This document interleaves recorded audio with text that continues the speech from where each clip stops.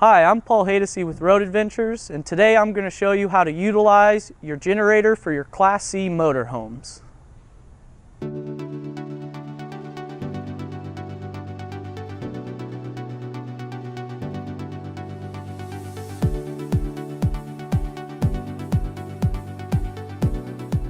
Some of our Class Cs require you to plug their 30 amp power cord into the built-in generator.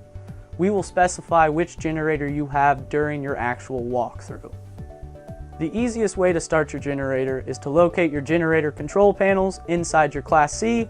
Once you have them located, simply hold down the start button until the generator starts.